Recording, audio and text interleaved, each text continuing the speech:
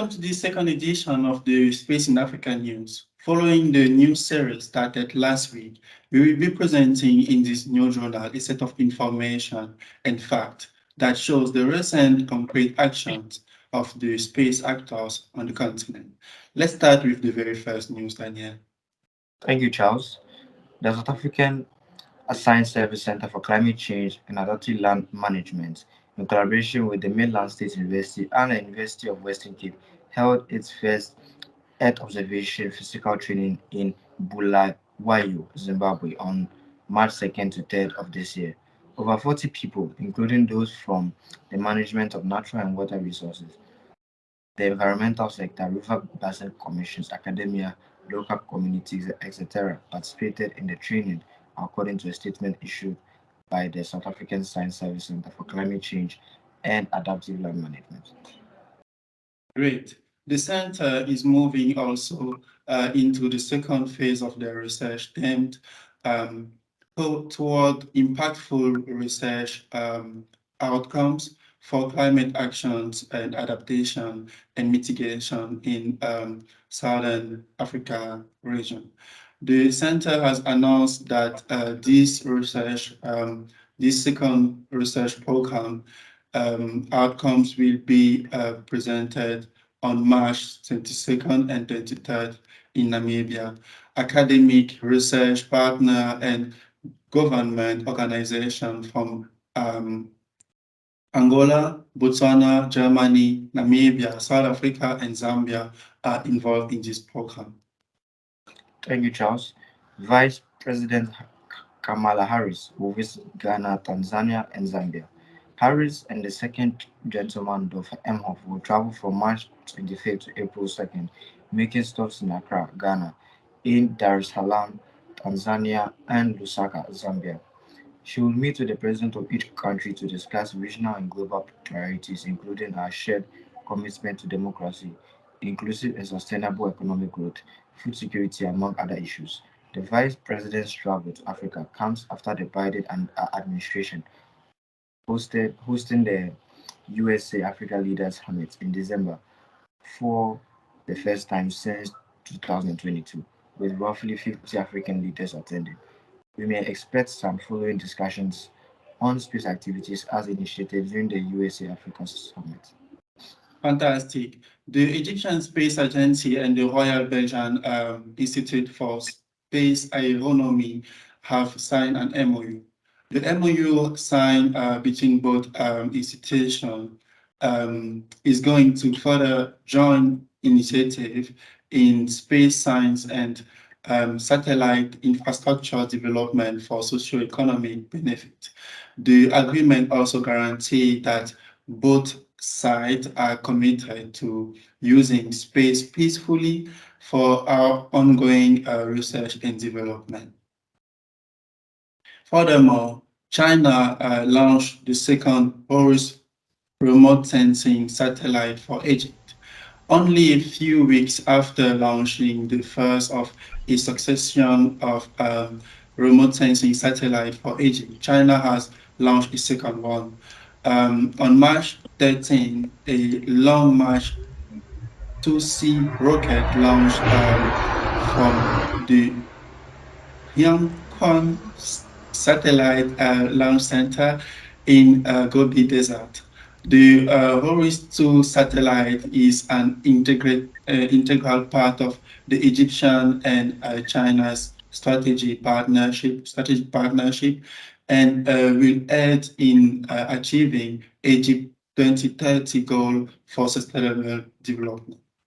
Thank you, Charles. Moving on to the University of Witwatersrand Institute for Astrophysics in Johannesburg hosted the Third African Astronomical Society, that's the AFAS, annual conference as a hybrid event from March 13 to 17 of this year. The conference presentations covered astronomy-related developments, outreach, communication, and education initiatives in Africa, new relationships and collaboration in the domains of astronomy and associated big data research in Africa and internationally. Some expected outcomes are increased knowledge of African operations among Africans and international partners, increasing partners, and improving communication between nations, as well as young African astronomers are motivated to take charge of and advance the field there. Fantastic. New Space Africa Conference. The New Space Africa Conference is a high-level gathering of industry leaders, commercial space companies, investors, and other key stakeholders in the African space and satellite industry. The countdown started, and the conference will be in about 5 weeks from now. So don't miss this opportunity to interact with the leader of the space industry in Africa. Globally, a new area of emerging characterized by private sector-led effort toward the commercialization of space, which is opening the global space industry to investment, disrupting new markets and democratizing space technologies beyond the legacy space-faring geopolitical region to include opportunities in emerging markets. Conference will be from April 25 to 28 this year in Ivory Coast. So don't miss this. Sign up for this great conference. Yeah, thank you, Charles. Moving on to Kenya. The Luigi Broglio Space Center at Ngomeni, close to Malindi, Kenya, received a courtesy visit by Italian President Sergio Mattarella on 15 March 2023. In the company of the Italian Space Agency, President Giorgio Sarkozy, Defense Cabinet Secretary Aden Duale, and Majden James Agresa. The goal of President Sergio Mattarella's four-day official trip to Kenya from March 13 to 16 of 2023 was to expand trade and investment prospects between our two countries. This visit was one of the scheduled activities. Great, fantastic. Another important thing on the continent is the new leadership at SANSA, the South Africa Space Agency. Um, Changed the leadership recently. With effect from April 1st, Mr.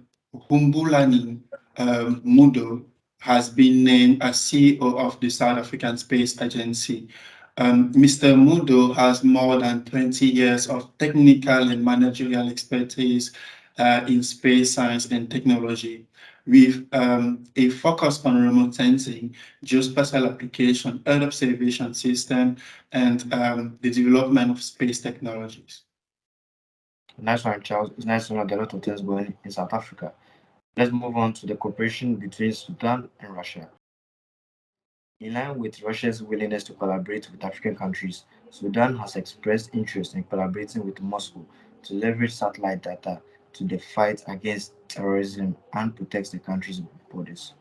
The cooperation between Sudan and Russia aims to utilize satellite data to protect the borders from terrorists and share vital information that will significantly aid Sudan in upgrading its security structures and inform a better strategic decision that fosters peace. According to the Sudanese ambassador, Sudan is the third largest African country and faces tremendous security and unstable political structure, which threatens the peace of the states it shares borders with. Fantastic. Let's move on to Senegal, actually. The Radio Television Senegalese has partnered with Globecast to promote Senegalese program, news and cultural show to audience worldwide and accelerate the country's economic prospect, starting with its tourist industry. In addition, Globalcast will be sharing and transmitting the signal from Paris via its public internet distribution solution. Cameroon is taking some more concrete action to access space. Through its Ministry of Post and Telecommunication, the government of Cameroon announced a request for expression of interest with the implementation of a space program in Cameroon. This international call seek to pre-select technical consulting companies to conduct an in-depth technical study. The deadline for this call of interest is March 24th this year. Thank you, Charles. Nice to know what's happening in Cameroon.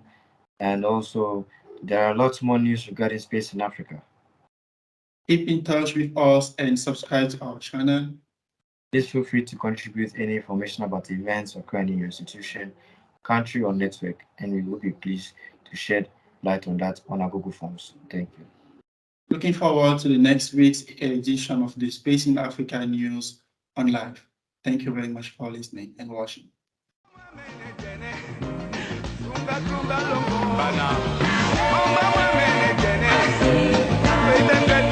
Bana